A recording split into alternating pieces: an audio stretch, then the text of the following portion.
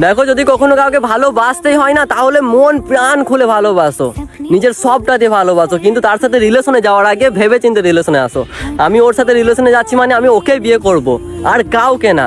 দরকার হলে বাবা মায়ের পা ধরে কান্নাকাটি করব, ভিক্ষা চাইবো, তারপরেও আমি ওকেই বিয়ে করব, অন্য কাউকে না। আর যদি এরকমটা হয়, তুমি তোমার পরিবারকেও ছাড়তে পারবে না, ভালোবাসার মানুষটাকেও ছাড়তে পারবে না। আবার এদিকে তোমার পরিবারের লোকজন ভালোবাসার সম্পর্ক মেনেও নেবে না। তুমি তো খুব ভালো করেই জানো যে তোমার বাবা মা ভালোবাসার সম্পর্ক মেনে নেবে কে নেবে না। তুমি তো কালকে হঠাৎ করে ডেলিভারি হওনি, তাই না? তাহলে যদি মেনে না নেয়, তাহলে কখনো সম্পর্কে যাওয়ারই দরকার নেই। সম্পর্কে গেলে কখনো কখনো পরিবারের বিরুদ্ধেও যেতে হয়। আর একটা কথা মনে রেখো, অনেক মেয়েকে বলতে শুনেছি যে আমি আমার পরিবারের সম্মানের জন্য আমার ভালোবাসার মানুষটাকে ছেড়ে দিয়েছি, বিরাট বড় মহান কাজ করে ফেলেছি। দেখো, একটা কথা মনে রাখবে, অন্যের ঘরে আগুন লাগিয়ে কখনো নিজের ঘর সাজানো যায় না।